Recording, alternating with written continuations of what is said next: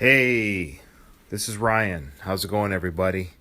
Why did I stop the Rocky music, you ask? Well, because today it's actually, it's a little bit about Rocky, so we played a little bit of the intro music to Rocky. But today we are doing our first ever podcast crossover episode with the podcast The Franchise. Hosts Dan and Henry allowed me, Ryan, to come onto their show and talk about Young Guns 1 and Young Guns 2. And then they gave me permission to take that audio and do a little bit of finagling and editing on my part to make it a little bit more Rocky podcast friendly. So these guys were awesome enough to let me on their show and talk about Young Guns 1 and 2. So here we go. We talk a little bit about Rocky, of course, but most importantly, we talk about Young Guns 1 and 2. And for our listeners, this kind of gives you an idea of what Ruben and I will do in the future when Rocky runs out. So, without further ado, I hope everyone enjoys the first ever podcast crossover. Again, you can find these guys on iTunes. They're called The Franchise, and they talk about movie franchises. They're pretty awesome.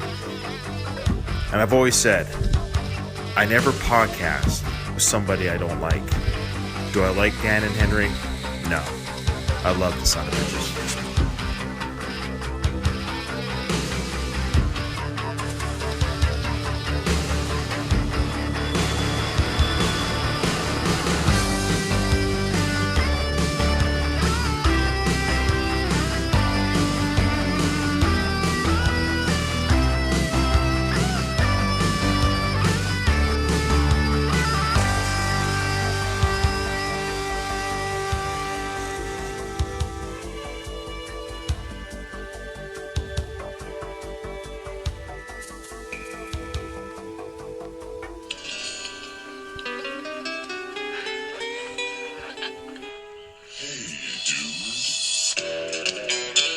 It's a little wild and a little strange when you make your home out on the range. Start your horse and come along, but you can't get it right if you can't hold on. Sing it, yippee-ki-yay, yippee-ki-yay, what? Like the cowboys sing. Sing it again now. Yippee-ki-yay, get along, little goat, till the break of day. Better watch out for those man-eating jackrabbits and that killer cacti. Hey, dude. Hey, it's your buddy Daniel Ehrenberg on the ones and the twos, and welcome to The Franchise, episode number 53. Hank? And I am your co-host, Hanker Papali, and welcome to Young Guns. And today we have a guest, Yes, we the do. host of the Going the Distance podcast, Ryan Rabakin. Let's hear it for this guy. Yeah. Hey guys, I'm really excited to be here. This is really, really cool. I'm very excited. I'm a fan of your show, so I'm a little bit nervous. It's weird. I do a podcast every week, but I'm nervous being on your show because you guys are in my ears every week, and I love your show. Well, that's Holy really nice shit, of you. guys. We're blowing up. We've got a fan on the show. No, we have a fan, Dan. It's Whoa. true. It's true. We've listened to your podcast too, so we enjoyed it enough that we brought you on here. We've got other podcast host listeners that I have not invited, so Well, I'm excited. you know who you are. Ooh, yeah. Oh no, they're great. They're all great. Okay, so you have a podcast about Rocky. That's how you found us. Yeah, that's right. So, yeah, I do a weekly podcast about Rocky, and I think so far my brother and I, who hosts it with me, I think we've made it work. When I first did it, I thought, am I going to pigeonhole myself into a podcast that's going to be like, short run? But we're almost 50 episodes in, and we're only on Rocky 3. And so for you guys, you, of course, do the franchise movies and stuff, and you hashtag Rocky, and I always look for hashtags on Rocky to talk to the Rocky community. Listen to your show, and I will admit, when I listened to it, I was nervous because I could tell right away from the way you guys talk. I go, these guys are gonna rip it apart. And But you know what? And as I listened to your show, it's like, you know what? You guys were really fair. You were funny and fair, scathing, but scathing when it was needed. I like your banter so much. I'm like, oh, I'm gonna go back to the beginning, and I've listened to every episode since. Huge. Blowing smoke, but I love it. Oh yeah, Hey, absolutely. No, that's So- very cool. That's very cool. I think the Rocky franchise was something we did pretty well, right, Dan? I was proud of our coverage of Rocky. Me too. And I enjoyed watching them, which I certainly do not always when we're doing Yes, this. that is a really good point. Yeah. So I'm actually nervous for two reasons. The one, because the quality of your guys' banter and stuff is really good, and you guys actually genuinely make me laugh, which I consider myself kind of a funny guy, you know, with my friends and peers and on the show that I do. But then I listen to you guys make me laugh. And I'm like, crap, you know, am I going to interfere with your guys' chemistry? No. Almost definitely. But you've heard episodes with guests, and it works out all Right. right. Sometimes Right. I get mad at them a little bit, like Nathan Sherwood. And sometimes Henry gets mad at them a little bit, like Nathaniel Saffron. So, Well, yeah, I'm a big boy. If you need to get mad at me, get mad at me. That's I But, fine. didn't get mad at Nathaniel Saffron. I was thrown off the air by the Matrix subway system. I know. It was incredible. There was nothing wrong with him. Yeah, Ryan, let me ask you. I didn't realize that your podcast goes chronologically. Wow. How are you only up to Rocky 3? Like, what do you do? Cover like 10 minutes an episode? it's funny. I actually just listened to our first episode yesterday to hear how my brother and I have changed. You know, like the first episode of Friends, how terrible it is? That's a great pilot. I do not agree with this. Oh, here we go. Okay. Yeah. Ready. I have What? no opinion. It's different. It's different. Okay, maybe that's better. Maybe Still it's different. good. But that being said, I listened to my the first episode with my brothers. Like, we're trying to take ourselves a little bit too seriously. We had kind of like AM radio type talk the way we were talking. Yeah. But anyways, how it started is that we go through chronologically, and it's almost like we do like a commentary, and then we tangent off of topics all the time. So just like brothers will do, we'll talk, and we'll end up talking about anything throughout, and then we go back into talking about Rocky again through the proper order. We've also had interviews with people. We do like a wrap-up show after every movie too. So we've made it work. I don't think we've dragged it out, but somehow we've made it work. Ryan, will you have me on as a guest once you get up to Paulie's robot in Rocky 4?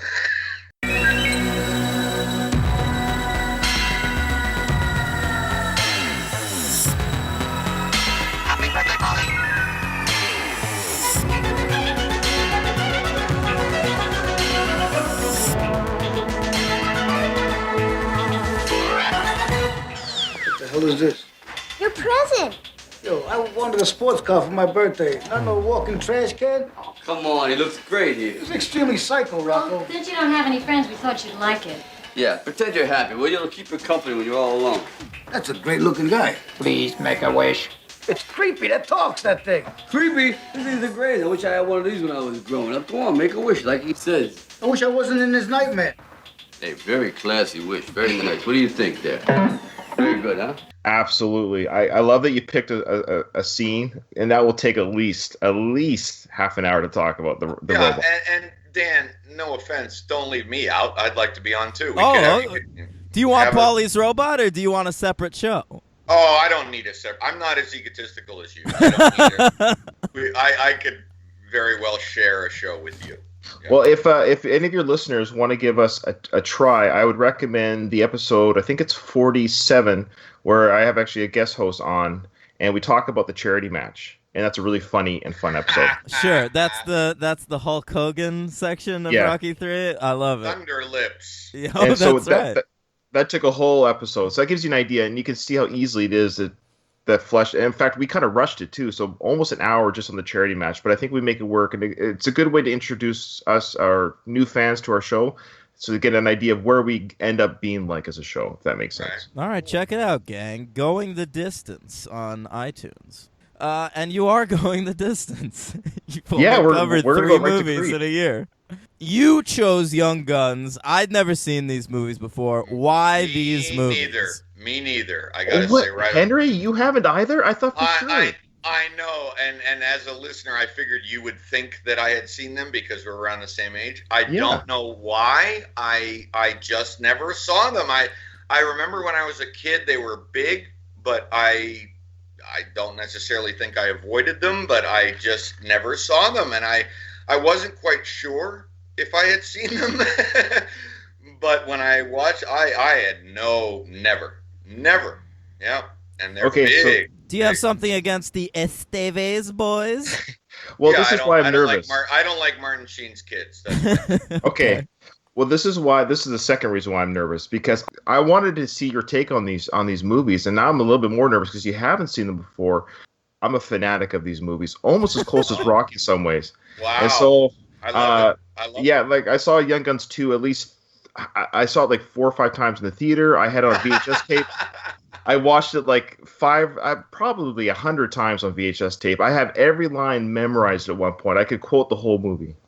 Wow. This is big. This is Dan, big. this guy's like me. It is. Is this your midnight run? Is that what this is?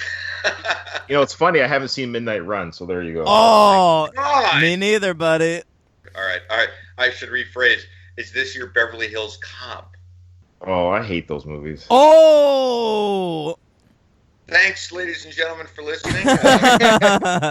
And I was around. I was young when those movies came out, but I never like LOL'd. It was like, oh, hey, look, it's Eddie Murphy being funny in the back of a cop car. Oh. That sounds all right to me.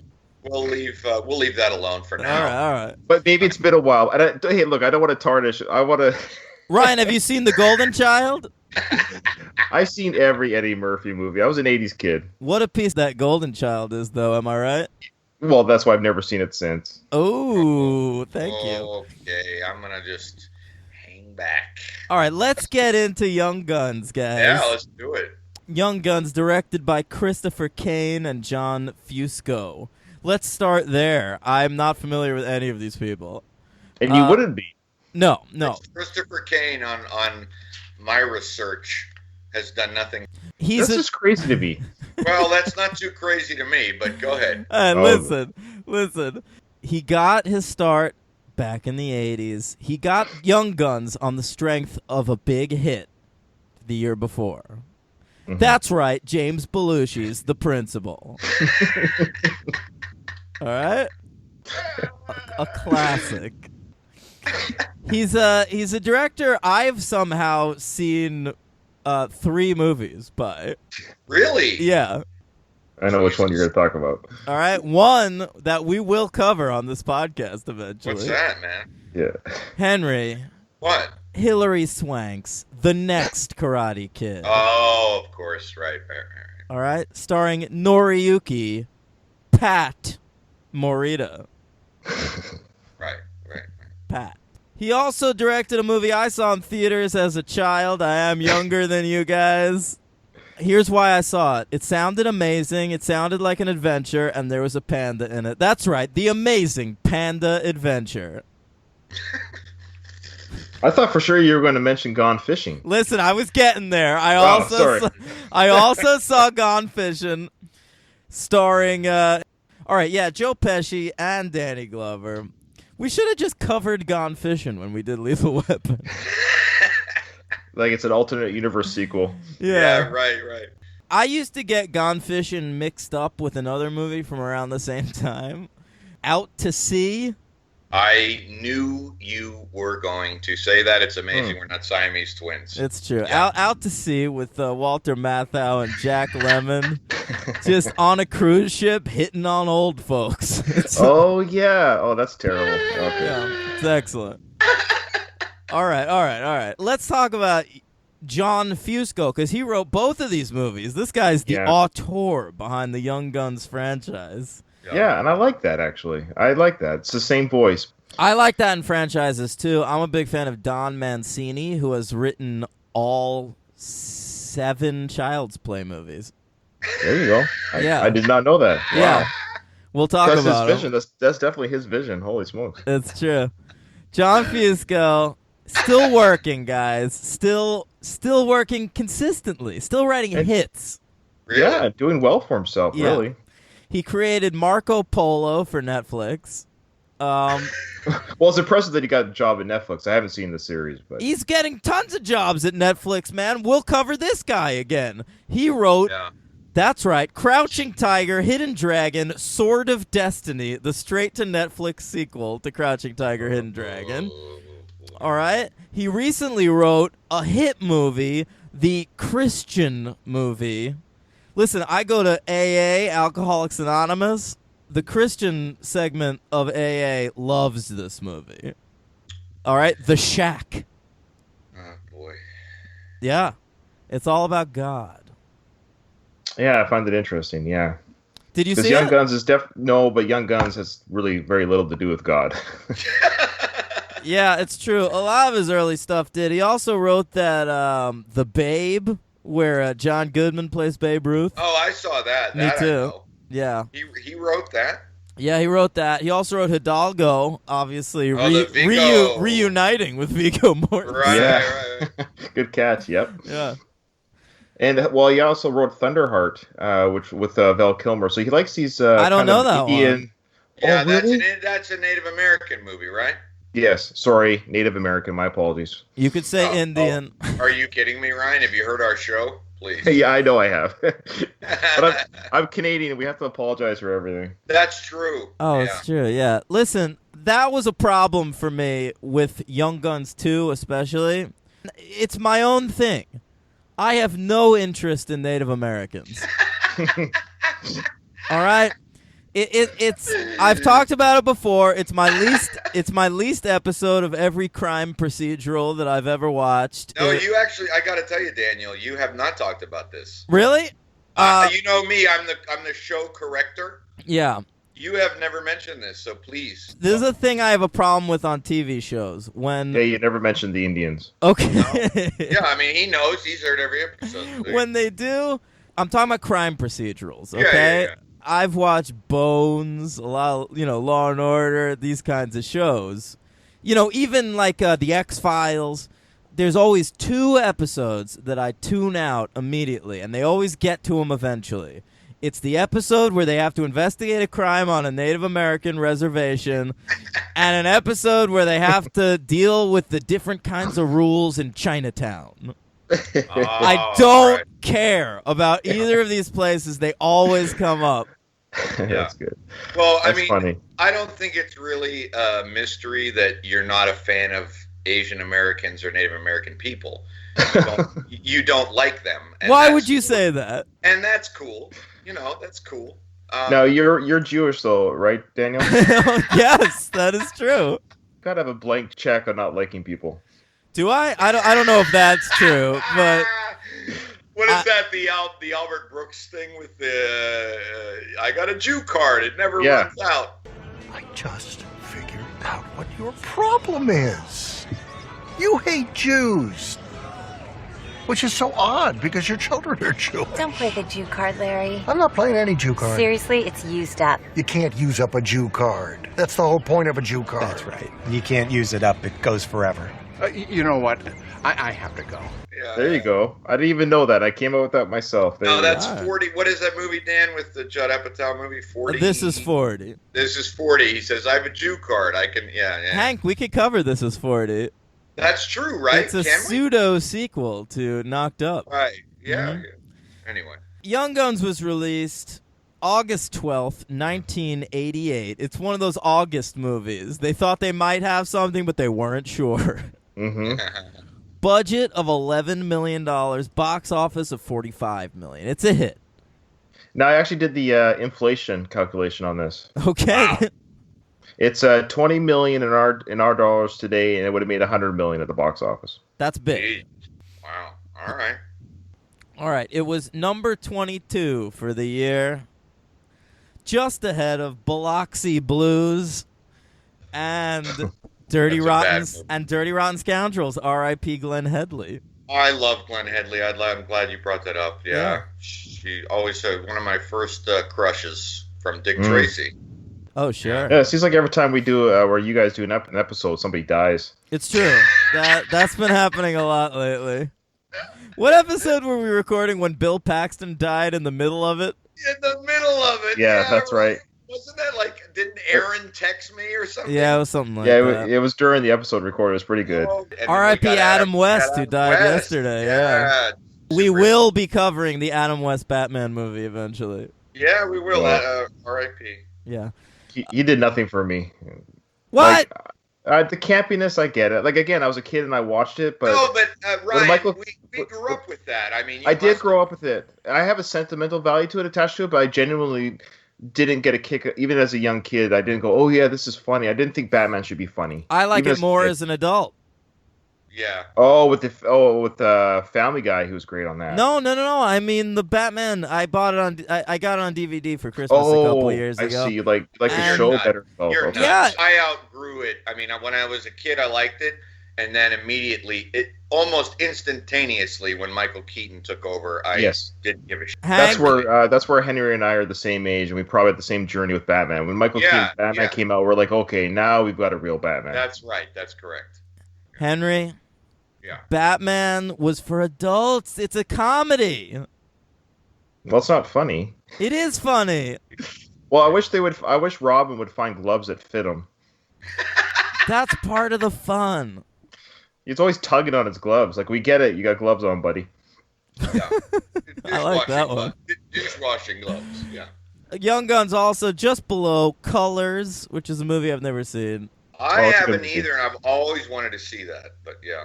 It's a good movie. Look, you got Sean Penn and Robert Duvall. Yeah. That's a good combination. It's worth seeing, guys. Yeah. I want to see it. And The Land Before Time. Now, Henry, I have to tell you, Yes, sir. this is my plan for our podcast. In many years, when we are sick of doing this podcast and we've run out of movies we care about, the series finale of this podcast will be Land Before Time. Oh, wow. Because I believe there are 19 of them. I'm not even exaggerating. We got to cover them eventually.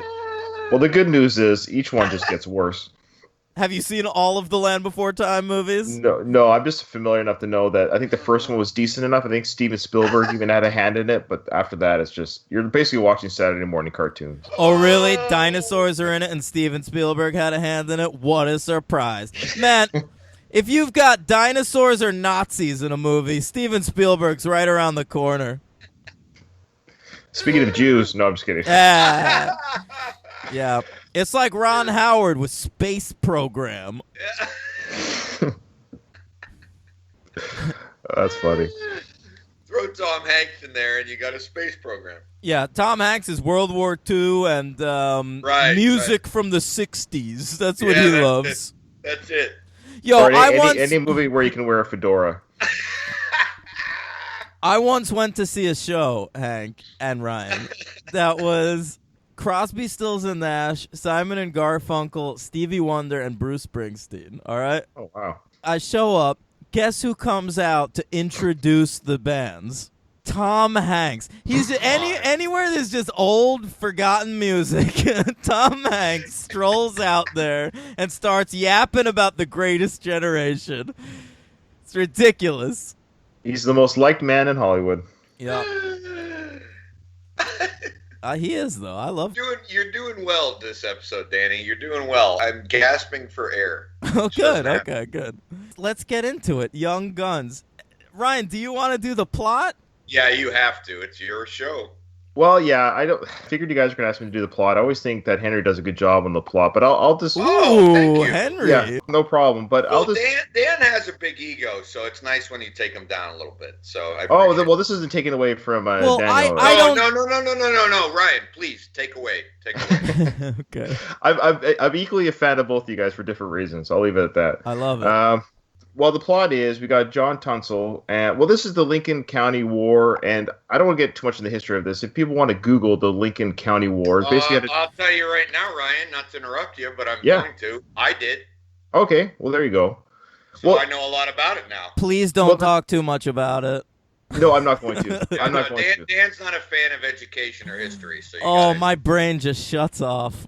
Side note: this movie is actually as one of the most accurate movies dealing with this time and dealing with the storyline, Billy the Kid and the gang. I did my own homework throughout the week, just out of, because I've always watched these movies, but I've never Wikipedia'd them before. So I actually went through all the characters, like, oh, this person was actually a real person. This person was a real person.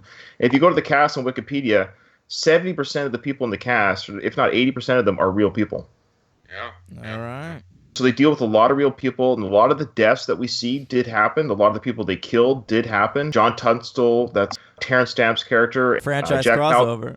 Yeah, I knew you guys were going to say that. This is funny. Even as I was watching the movies, I was thinking to myself, oh my goodness, they're going to mention this, they're going to mention this, they're going to... Jack Palance was the... what was his name? Lawrence Murphy. These two did have their cattle war, and John Tunstall did hire people to take care of his cattle, and when he was murdered, which is, of course, the turning point in the movie... So basically, yeah, John Tunstall takes in these boys to help protect his land. And then at the same time, he educates them. He's from England, so I guess he's smart. Canadians know all about that. That's true. That's true. We're smart. Love Britain. Well, we just don't vote in people like Trump, but that's... Ooh. Hey, sorry, people who found us through the Hollywood and Toto podcast. That's okay. Ryan, you do know that I lived in Canada for 9 years. You never mentioned that on the show. In Toronto. That's correct. Oh, really? Yep. Oh. I grew up there. Okay, so you were younger at that time. I'm very familiar with Canadian politics and all that kind of stuff, and they are very nice and very educated. Yes. You know why you can't hurt our feelings? Because every time we get hurt, we just go to the hospital for free. That's pretty good. Love it. Yeah. I love it. All right, so you got Terrence Stamp versus Jack Palance at the start of this movie. Terrence Stamp, he's got a squad of sexy young boys at his disposal. Is it their fault they're handsome? Come on. Don't hold that against them. I'm sure they were all this handsome. The Charlie Sheen character was a good-looking guy. Okay. And Charlie Sheen is a good-looking man. Can I just say something about Charlie Sheen? I don't know how you want to do this, but Charlie Sheen in this movie... He was really good in this movie. I've always thought Charlie Sheen was really good. Yeah, I've always liked dramatic Charlie Sheen. I'm not, the whole, like, 2.5 Men or whatever that show was. And it's unfortunate that the 80s showed this guy could act. Like, of course, we know Platoon. But in this movie, I love dialed down, serious Charlie Sheen. This is a perfect time to mention my first note that I wrote. Terrence Stamp and Charlie Sheen reunited from Wall Street. Oh, yeah. I don't remember that Terrence Stamp was in Wall Street. He's great. Yeah. Remember that, Ryan? Well, I've seen Wall Street like 4 times, so I'm not as familiar as you are with it. But I love Wall Street. That's still a lot of times. I love it. I love that he's on our show, and the fact that he's seen something 4 times is still not. He still feels humble about. No, well, 4 times. I'm not quite familiar with it. Am I the only one that's not going to be an ass kisser on this podcast? Let's go. No, please, Daniel, be yourself. Well, hubris is quite uniquely an American thing. So we have a Canadian on. He's not going to be like, yeah, that's true. It's not. I won't be that digging on you guys. I just can't. No, you should. Please. I'll try. But anyway, the Wall Street reunion was nice. That was the first thing I thought of. I didn't even. Another franchise crossover. Look at that. Well, not yet, but it will be, right? We have a buddy, right, Dan, who wants to do Wall Street. Oh, that's right. Yeah. Eric, if you're out there, let us know. He listens. Yeah. Keep going on this plot. They get them together, and we see John Tunstall starts to educate them, teach them. So he doesn't just have them as bodyguards for his cattle and for his land, but he actually genuinely cares about these guys, and they're basically derelicts, runaways, people who've been in trouble with the law. He's basically teaching them through like love. Really, he loves the boys. You can see that in the show that he loves these kids. He really does love these boys. It's you gotta question it. I don't think there's anything sexual in it whatsoever. I don't know. It's a little weird. This old guy living by himself just taking in teen runaways. I don't think that sounds good. You are the worst, Dan. You really are. Jack Palance's Lawrence Murphy does mention that to John Tunstall. Oh, that's right. There is a line about that. I get it. Better off educating young boys. Good afternoon, gentlemen. Afternoon, John. John, Mr. Dolan, and Mr. Murphy here are complaining about their merchandise wagon being plundered on several occasions on the way into town. And quite frankly, John, they think you're behind it. That's a fargan line. You know it. Richard, Sheriff Brady. Mr. Murphy is going to continue coming to you claiming I have taken his property until I'm pronounced the thief and shaken out of Lincoln. I've never touched his property. I have no cause. Well, the belted Earl has spoken. Look behind you, Earl. All I see are hired thieves. These boys are promising young men, acquiring an education. Well, I've had you pegged as the type that likes educating young boys, Englishmen. That's right. Old one-arm Palance in this movie. Curly's gold. Oh. Okay. Horrible. We got to cover that, Hank. Oh, not for a while. Yeah, fun with that City one. Slicks. Let's do it. Don't snort at me. All right, go on. Murphy doesn't like Tunstall and basically has his hooligans kill John Tunstall in cold blood. These young kids, they want to go out and kill the other gang, but they want to do it the law way. Yeah. And so they get deputized. Terry O'Quinn's character, what was his name? Alexander McSween. Mm-hmm. Yeah. So McSween is saying, look, he's a lawyer. Locke from Lost. That's Yes. right. Franchise crossover. From right. he was in the X-Files movie. That's right. Mm-hmm. And I knew Daniel was going to bring up Lost because I know you're a big Lost fan. Big Lost fan. yeah. However, I'm a little surprised that it took me to say it. I was waiting. Oh, all right, all Yeah. right. And so now they've gotten permission to now legally hunt down the killers of John Tunstall. But of course, in the process, Billy the Kid and the gang, take justice into their own hands and execute the warrants, but then they execute the criminals at the same time. They lose their authority in the process, and they become wanted men by the army, by the real law. Yeah, then that's how things happen to them. That's it. Terry O'Quinn deputizes these young boys who are sad that their mentor, who has been really showing them the ropes, he dies, and they deputize these kids. They say, oh, go kill those dudes. Like, of course they're going to kill people. Well, it was the West, absolutely. But then, like, Terry O'Quinn's so shocked that these 5 boys that we made deputy sheriffs killed people. Of course. I think the idea was, at the very least, it buys them time. Like, what else is he going to do? If he doesn't deputize it, they're going to do it anyways. So I think in some way, it probably bought them time, a little bit of leeway to get close to these guys, too. Like, if you really want to analyze it. I suppose it protected them a little bit. But I'll tell you what, the real wild card in this movie is that Emilio Estevez. He's playing Billy the Kid, and this guy's a sociopath. Yeah, right. Completely. Can I just talk about the Henry Hill scene for a second? Because it's one of the weirdest scenes in the movie. You talking about the outhouse? Yeah. He sneaks into this outhouse. Mm-hmm. Henry Hill's in there. I mean, it's Not the Henry Hill from Goodfellas. No.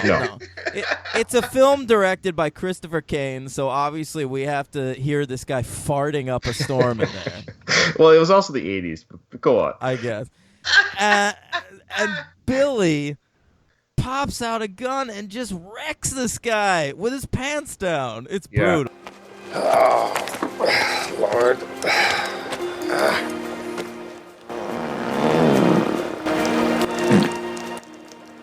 Henry Hill? Yeah. Howdy.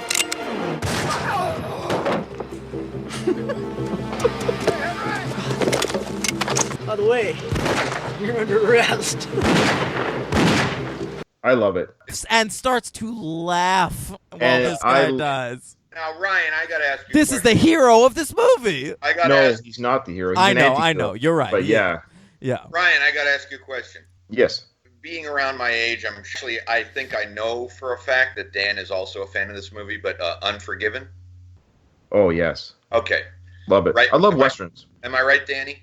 You're Oh, yeah, it's a great movie. okay. So there's a shooting in an outhouse in that movie. Right. It's shot with a certain humanity where this kid is very troubled by killing this guy on the can, right? Right. It don't seem real. I ain't gonna never breathe again, ever. How he's dead. And the other one, too. All on account of pulling the trigger. It's a hell of a thing, killing a man. You take away all he's got, and all he's ever gonna have. Yeah. Well, I guess they had it coming. We all have it coming, kid. So, is this more of a psychological introspection to Billy the Kid, or is it just a careless 80s type of let's have fun? No, I do think they set up Billy the Kid as being this kind of maniac because we get many scenes of the other regulators. Well, Well, but I also want Ryan's opinion on that. All right, I mean, do you want my opinion, or is this episode all about Ryan? I want you to shut the Oh. up. No, I'm just kidding. Yeah. They're constantly talking about Billy, like, yo, this guy's getting out of hand. Because also Billy is new to the regulators. By the way, Billy is more incensed by the death of Terrence Stamp than any of these boys. He knew this guy for like a day and a half. Well, what is the truth behind that? Because I wondered that as well, Ryan. Charlie and Doc, they actually had a relationship for a long time before they met Tunstall. They actually opened up like a shop together. Doc is Kiefer Sutherland, Yes. and Charlie is 3D guy from the Back to the Future movies. Good. Wow. Yeah. Franchise crossover. That's right. Franchise crossover. Charlie Sheen. That's how we know him. 3D guy. No, not Charlie Sheen. This guy, Casey, whatever his name is. Oh, I didn't know that. Yeah. The other, like, basically, it's 6 young boys in these roles, and 5 of them First are. of all, they're like 20 years old, so you don't have to keep saying that. They're young boys. So 5 of them are like super recognizable actors, and then the 6th one is the 3D glasses kid from Back to the Future. I didn't know that. Regarding Billy and his attitude or his behavior, we know that he's a loose cannon. That's what he is. He's a loose cannon in the West, and even in the West standards, he's a little bit scary. But what he does value, for whatever reason, in the movies, he values loyalty, and he values companionship and friends or pals, as we'll get to. John Tunstall took him in, so even if maybe it was only a day or a week or who knows what the timeline is in the movie, he saw enough in Tunstall of more kindness was given to him than he's ever received in his life. And maybe that's all he needed to realize that the West is a wicked place, and if they're going to off the one person that showed him true kindness, he's just going to say F it to the rest of the world. Everything you just said makes sense, except in the movie, and I don't know if Dan will agree with me. I think he will, but I might be wrong. You're not really given any background at all. If you go into this knowing nothing about Billy the Kid, and I knew a little bit, but not much, with comparison to like a movie like The Assassination of Jesse James and by the coward Robert Ford. I knew you were going to say Hey, the whole title. Right, full titles. You're not given a lot here. Does he value loyalty? I mean, he says that. You're not really. I mean, he's such. I think you get it more in Young Guns too. I agree. One of the biggest flaws in this quote-unquote franchise, and I say quote-unquote because when John Fusco wrote this movie, he had no idea that it was going to be as big as it was, or that the studio would ask him to write another movie. That is obvious. Well, that is often the case with franchises. Well, not so much anymore. Now they write movies today always hoping for a sequel. And so this movie Yeah, but was there's still some surprises. Do you think they thought there was going to be a Now You See Me 2? Well, I don't think anyone should have seen Now You See Me 1, but Not me neither. That's not the argument. I think the weakest part of part 2, part 1 together, when you see these together, is that it didn't know it was going to be another part. I think these fleshed out ideas would have occurred if they knew that this was going to be a franchise. That's fair. All right. Yeah, that's fair. So I think they had an hour and 40 minutes to tell a story, and of course they knew that, look, they want to see the justice handed out. This, it's a bit of action, a bit of drama. They can't really flesh out too much, or else you're going to have a 3-hour movie, or they could have if they knew they were going to have a sequel.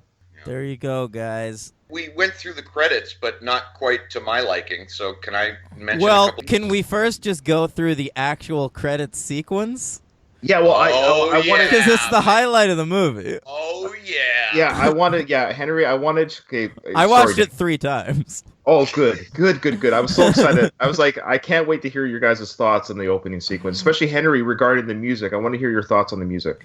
Oh, man, the music in this... It does have that 80s hair rock score.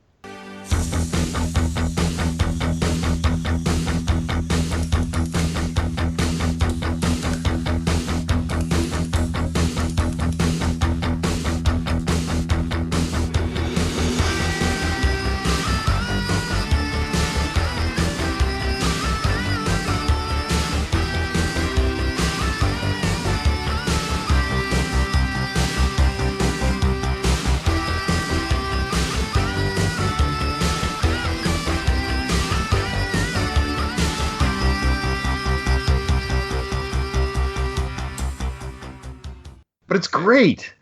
Can I get? It's crazy. Can I jump in here, Dan? Do you mind? Well, real quick, the Young Guns 2, not to jump ahead, the score is by Alan Silvestri, franchise crossover from Back to the Future. And the score is so much better in Young Guns 2.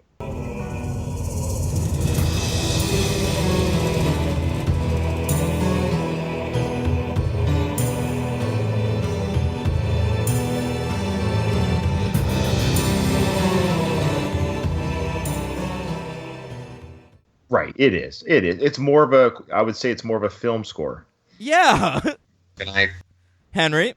Yeah. Do you mind shutting the criminal thing?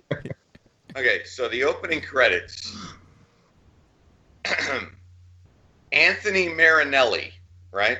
A composer who has done nothing except contribute to other scores. I looked this guy up deep. All right, nothing really of note.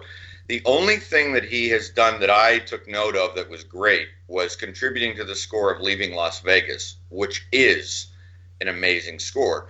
But it's very jazzy, and he's got a lot of artists contributing. So the opening credits... I think he's just a guitar player, this guy. Yeah.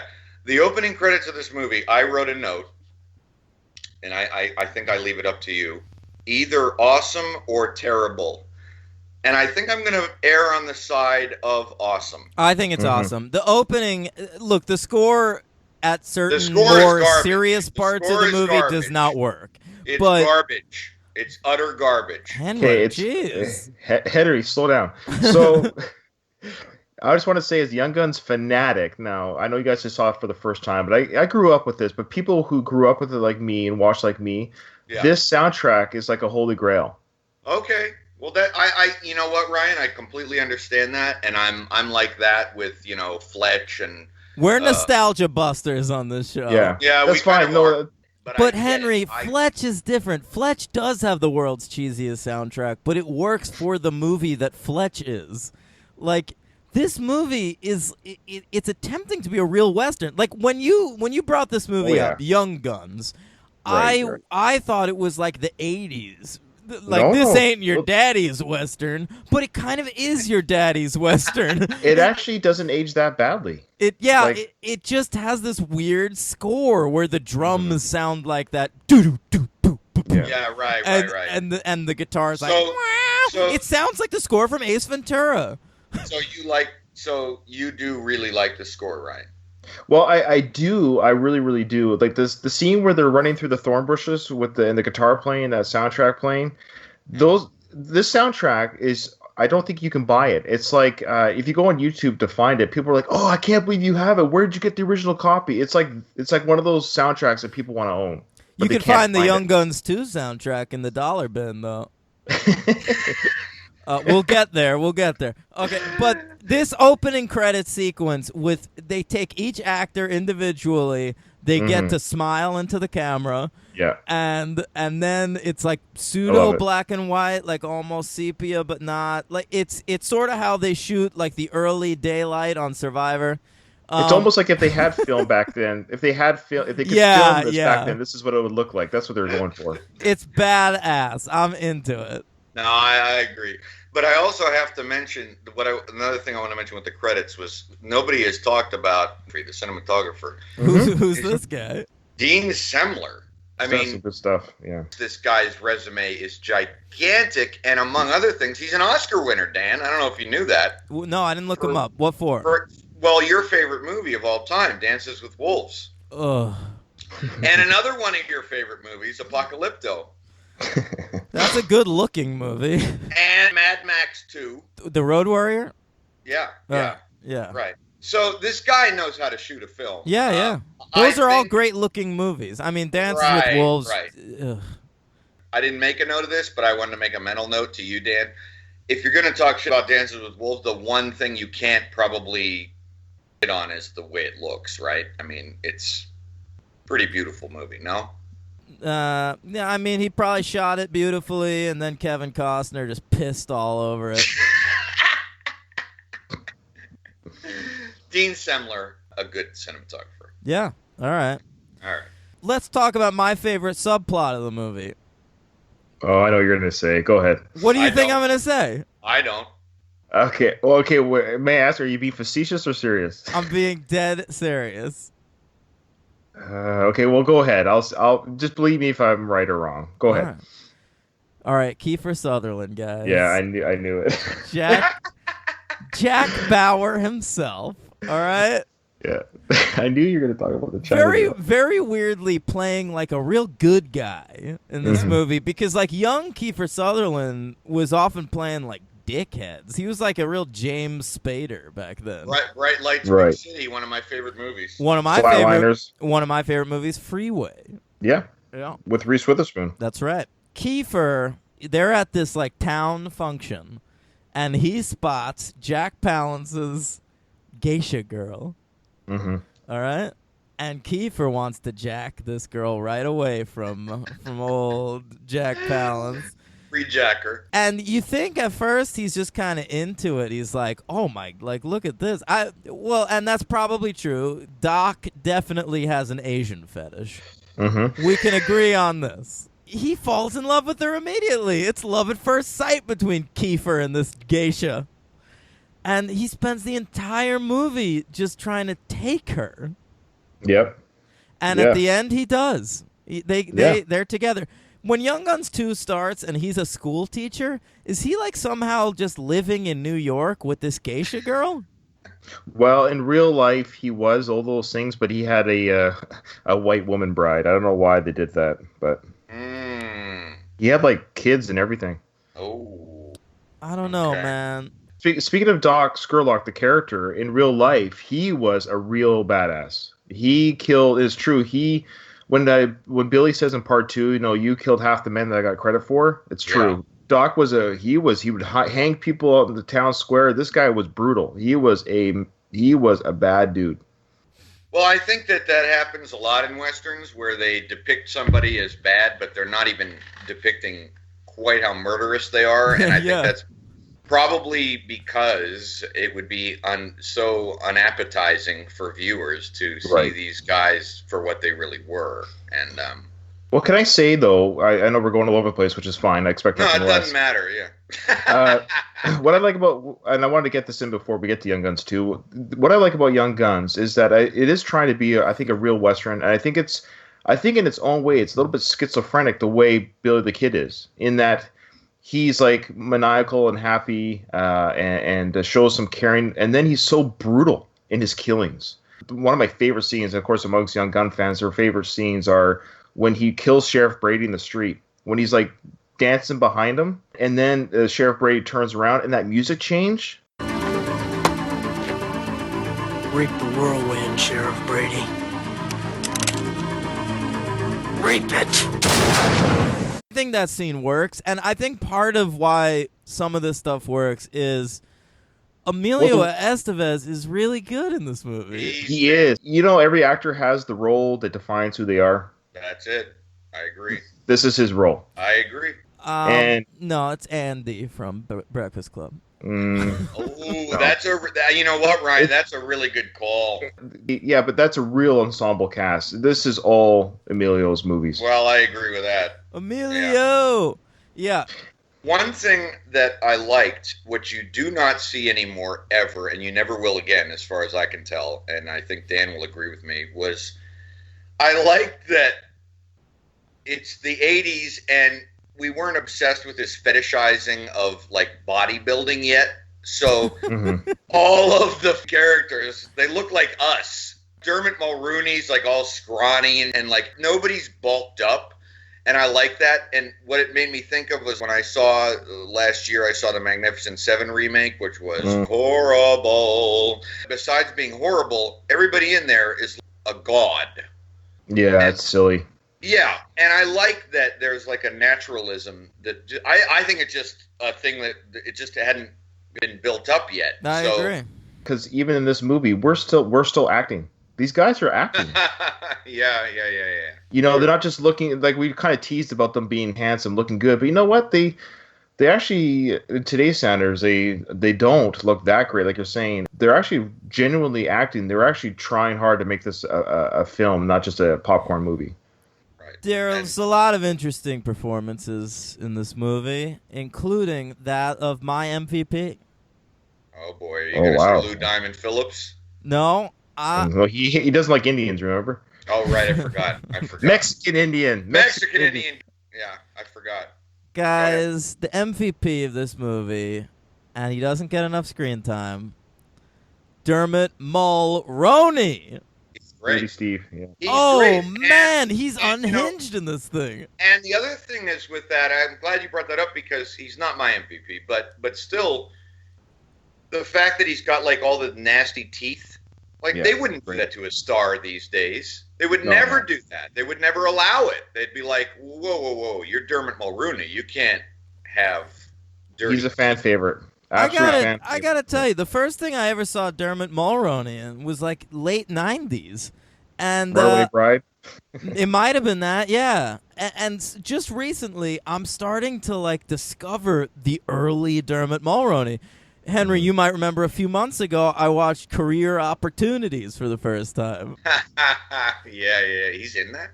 Yeah, he's like the villain in that movie. He's great. I love Dermot Mulroney, and what I'm learning is he was always awesome. I love him in About Schmidt. Yeah, of course. I mean, I knew of that, but I didn't know about all these young Dermot performances. I don't know that I do either. But before, I don't mean to change the subject, but we cannot go through this movie without speaking of the peyote scene.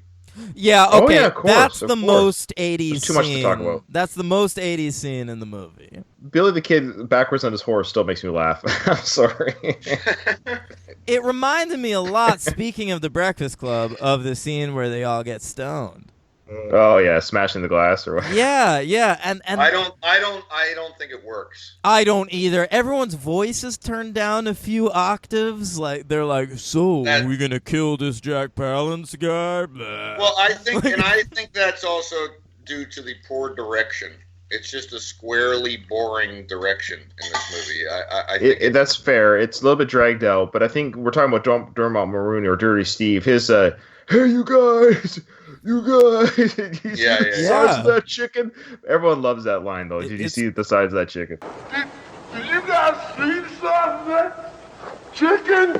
It's great. I think the second movie is way better directed. I mean, I think this guy just doesn't know. He has the luxury. Well, this director has the luxury of a strong script with a strong acting cast. Yeah, the problem with Young Guns 2, and you know, we'll talk more about it, is it's just not that interesting a story. I was engaged more by Young Guns, even though I think Young Guns 2 is a better made movie. Yeah, that's fair. We'll talk about that. Well, my MVP right away, of course, is Emilio. Me too. You can't have this movie without him. I agree. He's my MVP.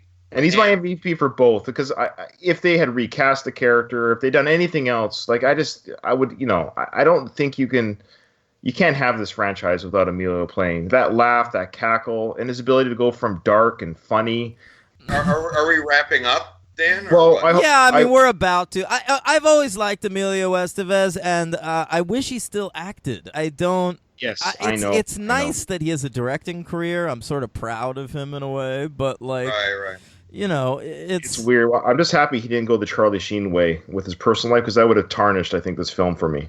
Well, interesting. I love Charlie Sheen's personal life. Well, part of me, I don't know. Charlie it's Sheen. Unfortunate. Henry remembers. I was into Charlie Sheen during. Yeah, man. I bought a winning shirt at a mall kiosk. Yeah. And I still wear it to this day. Well, you are winning. That is good. Charlie Sheen is great, and I watched 2.5 Men. I didn't like the show, but that's how much I like Charlie Sheen. Well, before we wrap up this first one, there is a couple things I wanted to mention. When they're surrounded by the house, the end scene with the firefight in the house and they're burning down the house, that's just a great sequence in my opinion. I agree. I thought that was great. The scene with Charlie when he just comes unhinged and like that panic attack takes over, but he's also facing his fears at the same time because he is just scared of this bounty hunter Kinney, and he's just like, "Kinney, you bastard!" and he's just shooting off, and then you got Billy the Kid yelling, "Yeah, Charlie!"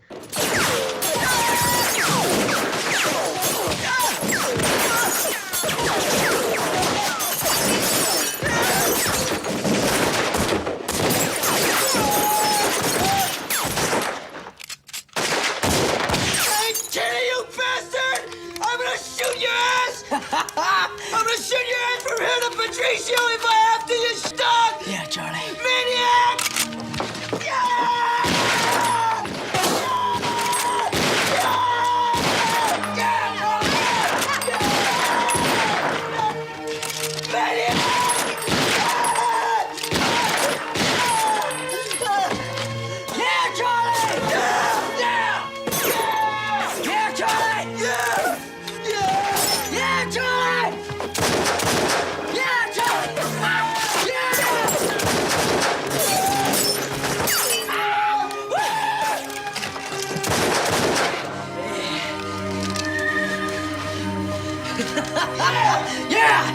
That sequence is a I like really. that too. Meanwhile, Kiefer's yelling, "Come here, Yen Sun.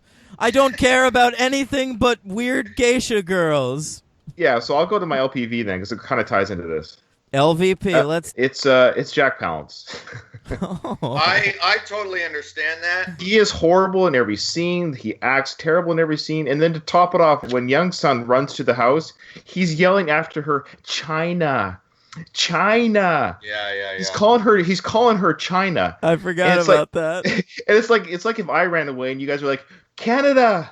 Right. Well, you have Canada. to understand, we're way more racist in this country than you. That's not a big leap for us. No, but so. but it's not. But it's just even when I saw this in the '80s, when there wasn't anything politically correct back then, I was just like, "Really? You're calling her China?" And his whole performance was just, especially when he's going toe to toe with Terrence Stamp. I just Right. And the other thing I wanted to bring up was cameo. What's that?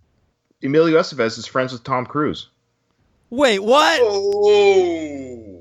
Yes, I and missed Tom this. Cruise, other than Taps, I think this is one of the few films, and I guess The Last Samurai. This is one of the few films where Tom Cruise gets killed.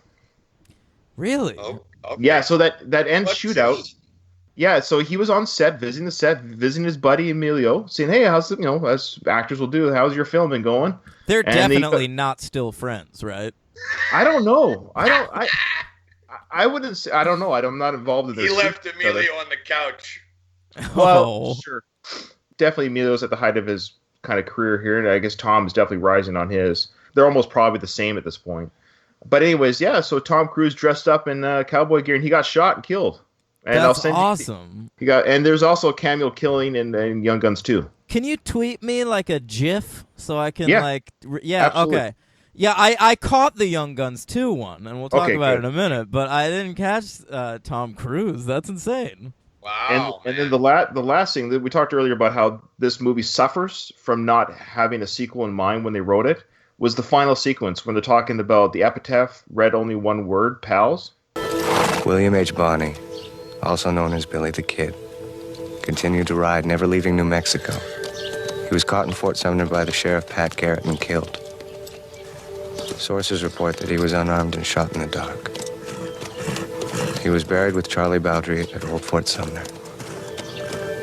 Advisors report that sometime later, an unidentified person snuck into the graveyard and chiseled an inscription. The epitaph read only one word: pals. Pals, yeah. Okay, so when you watched the first movie, did you guys in your mind, I don't know how deep you went into this, but did you in your mind wonder who wrote that on the epitaph? No. Yeah, I did. Daniel, you're hilarious. even when I saw it for the first time, I did. I don't know. That's just me. I was like, well, who wrote that? So who do you think wrote it there, Henry? When you watched the first one, who do you think wrote I'll it? say it's Jack Palsons. I Get out of here. in the first one, I guess I thought maybe Lou Diamond Phillips. came Exactly. Because they had that back. big. Oh, all right. Because they had that big scene where Billy's saying, pals is the biggest thing. You're gonna go run away from us when you don't have a tribe. Right. Charlie, you come with me?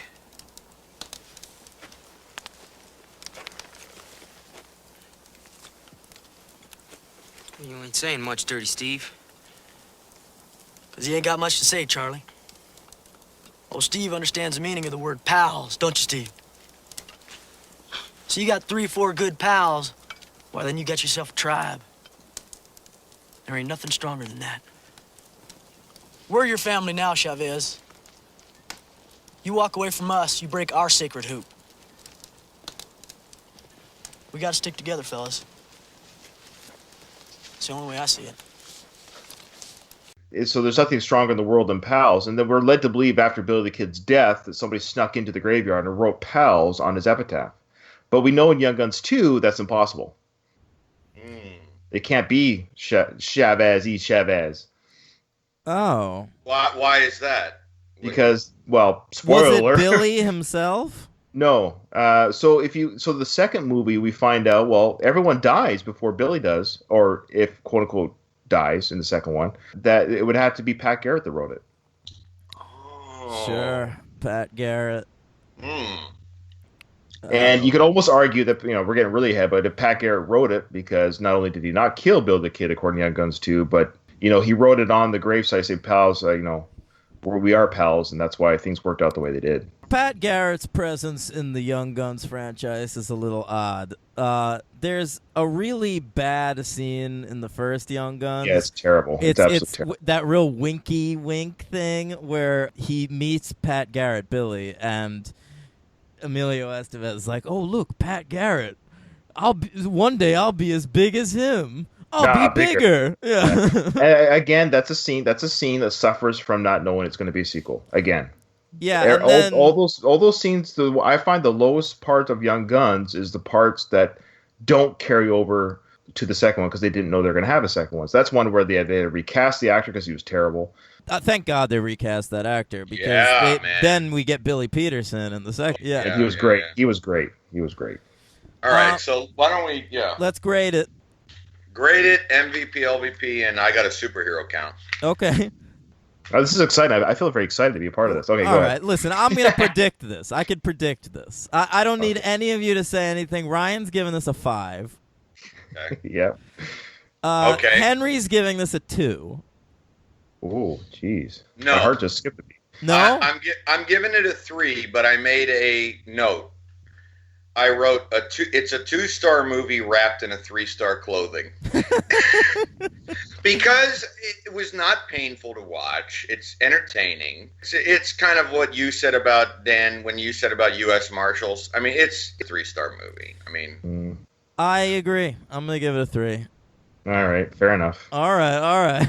My heart sunk a little bit. I'm sorry, pal. I'm sorry, buddy. Pal. No, it's okay. It's okay. My MVP is Emilio Estevez by a mile. My LVP is the director. I think a better director could have made it a little bit more interesting.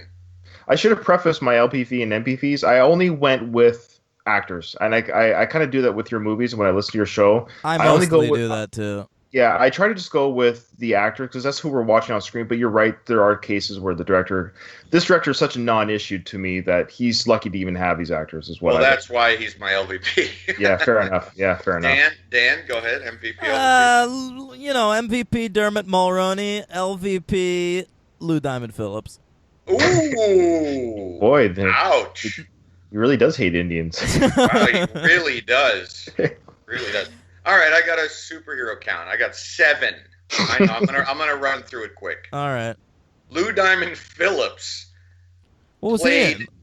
He was in a TV pilot of Aquaman. Oh, I know about this pilot. I've seen this pilot. I knew you would have. It's an unaired pilot. The guy who was supposed to play Aquaman has been in it since. He played Tom Curry. So I don't know. I think that's Aquaman's dad. It's a real current DC Universe situation. All right. But hang on, I'm looking up this pilot. Yeah, I'm looking at it right now. Can you find it? Find out who played Aquaman. It's from like 2004. Yeah. Justin Hartley, 2006. Yeah, it was supposed to be a spin-off of Smallville, I think. Yeah. Justin Hartley, I'm pretty sure, plays him. So it was going to be on the Warner Brothers. It was going to be related show was Smallville. Yeah, but Justin Hartley now is one of the leads on the hit NBC show This Is Us. Okay. Oh, okay. Dermot Mulroney. Why do you say Rooney? Because everyone does except you. But it's wrong. I speak Spanish.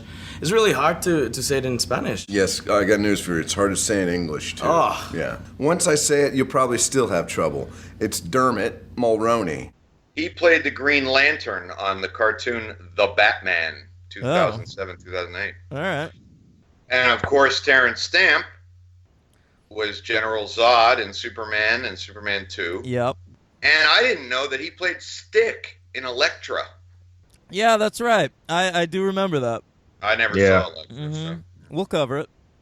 Jack Palance, of course, was Carl Grissom in Batman, the Tim Burton movie. Yeah. Yep. He was horrible in that too. Yeah, he kind of is horrible in that. He's not a good actor. What are you talking about? He's an Academy Award winner. Oh no, yeah. Terry O'Quinn, Dan's buddy from Lost, was in The Rocketeer playing Howard Hughes. Yeah, that's right. His wife in this movie, Sharon Thomas, was in 3 different roles in 3 different episodes of Lois and Clark. Ooh.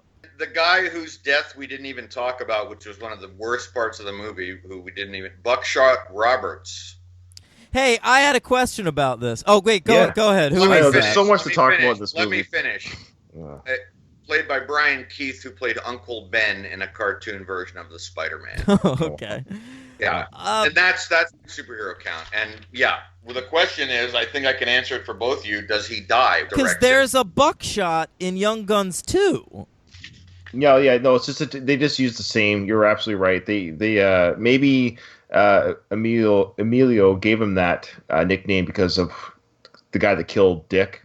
So he just liked the name Buckshot, but it's unrelated. Yeah, unrelated. It's a little confusing. It is confusing, yeah. I might have missed this, Dan. Did you say your star rating, or are you with me? Yeah, I gave it 3. I gave it 3. Okay, yeah, all right.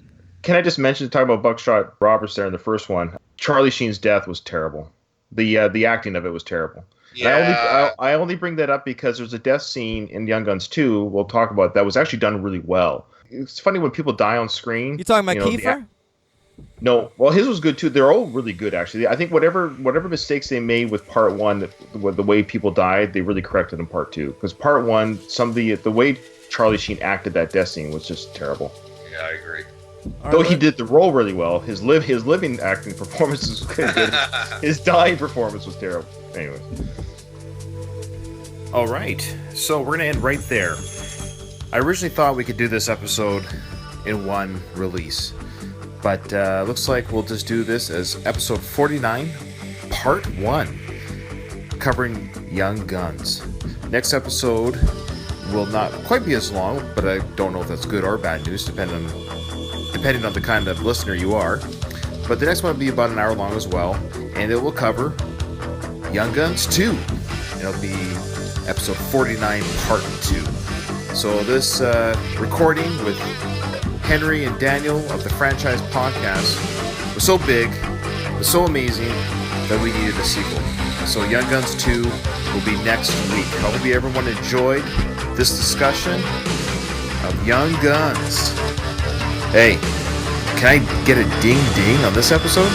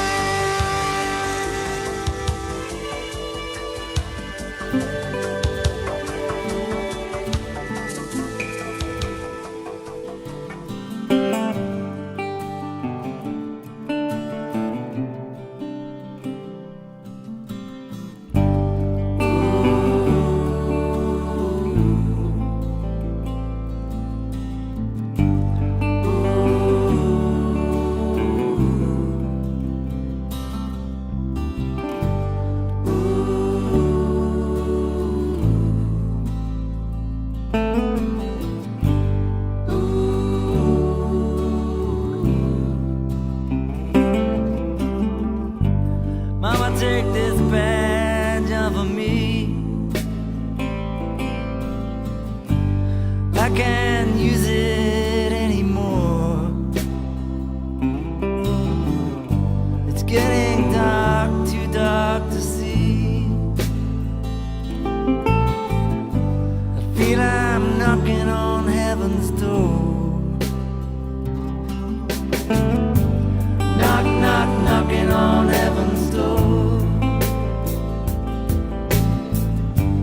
Knock, knock, knocking on heaven's door.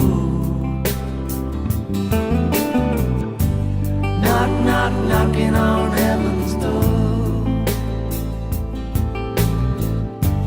Knock, knock, knocking on heaven's door. Mama put my guns in the ground.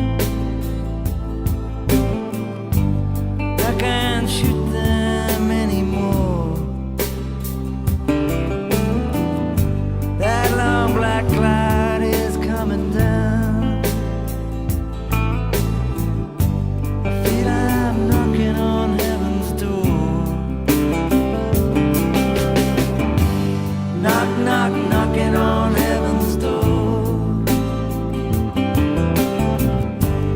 Knock, knock, knocking on